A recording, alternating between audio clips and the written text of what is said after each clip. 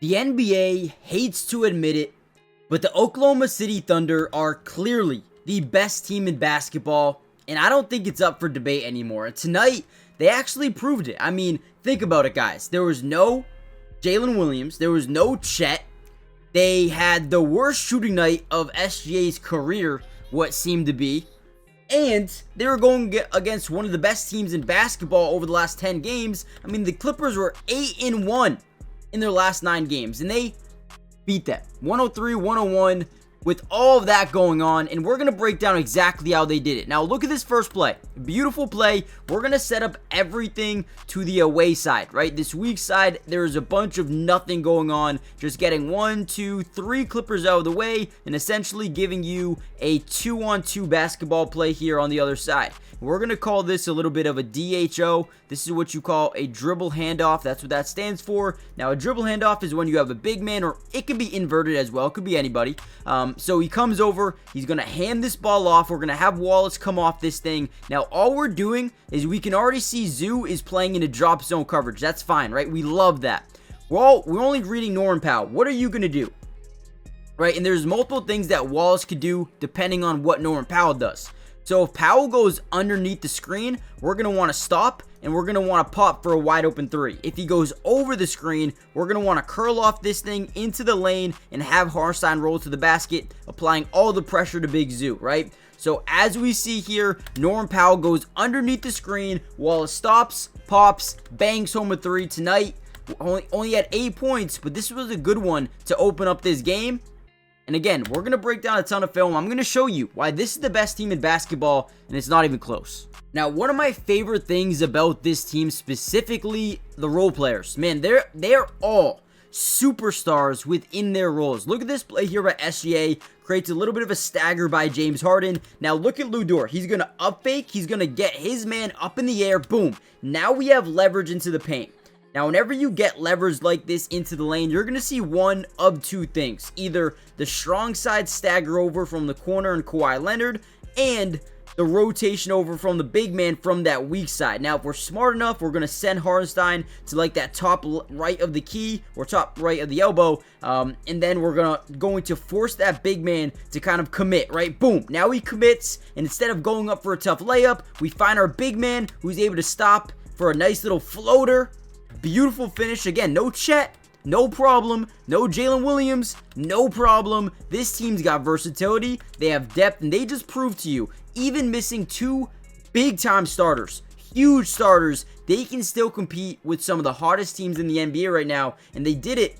It was a really tough game, don't get me wrong. Clippers played really tough physical basketball, but they still came out on top. All right, another genius play here. So what we're going to do once again, we're going to send SGA off this screen, this pick and pop from Lu Dort. Now, I love these screens with the shooter because it really forces defenses to rotate because, first of all, this guy's always going to hedge over. They do not want SGA to stop and pop for a 3, or they don't want him to have a full head of steam to the basket. And they're also going to send this guy over the screen as well, initiating a little bit of a double team, right? So whenever you have a guy like Lu Dort who can shoot the ball, it makes your team a lot more dynamic offensively. So as SGA is driving to the lane, he's going to look to this slot cut, right? You see James Harden, all the attention is focused on SGA. So we're going to slot cut here. We're going to put a lot of pressure on James Harden to make a decision, and we're going to keep Lu Dort right at that top of the key. Now, SGA is going to, boom, stop. He's going to look over at the slot cut,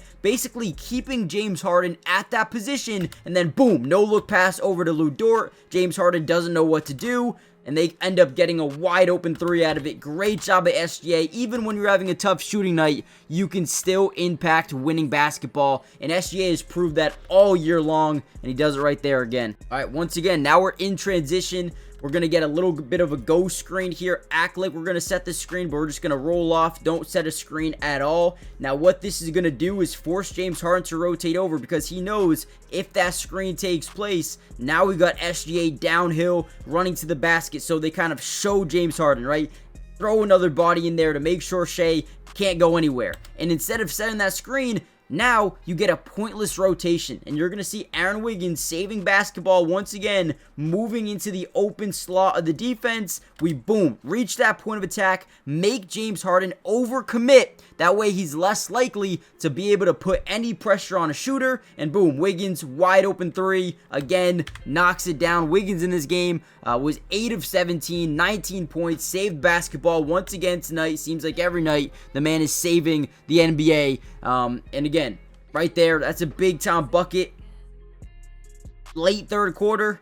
Let's go. Guys, real quickly, before we deep dive any further into the film, do me a big favor, hit the like button if you want more of these videos. Now, also, if you guys comment down below P2, okay, part 2 in the comments down below, I might even post another one tomorrow around midday. So if you want that video, let me know in the comments. Subscribe to the channel, join the family. It's free, doesn't cost anything. We're going to be breaking down film for you guys all year long. So like I said, make sure you join the family. Good offensive rebound here by Williams. And what he's going to do is he's going to find the cut. Look at the ball movement. Beautiful three. Beautiful. I mean, again, beautiful play here.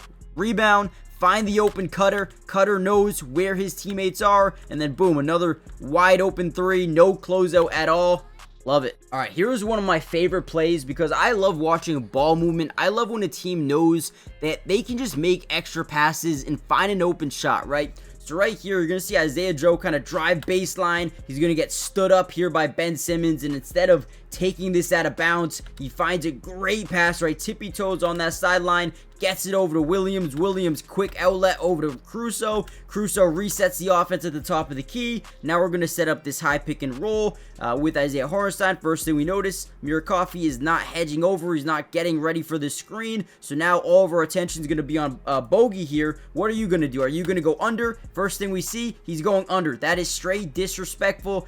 Hey, when teams do this, when teams go under screens on high pick and rolls, they're basically saying, okay, we don't think you can hit a three. We don't think you're not a threat, right? We don't think you're going to hit it. That's basically what they're saying. Disrespectful. No one needs to step up. We're going to let you shoot this thing.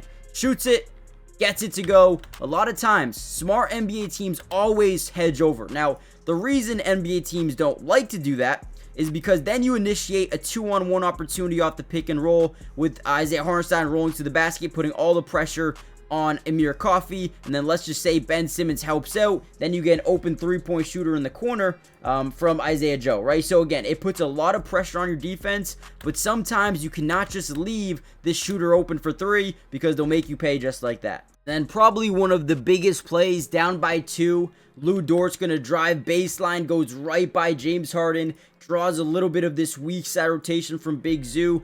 Alex Caruso wide open in the corner here.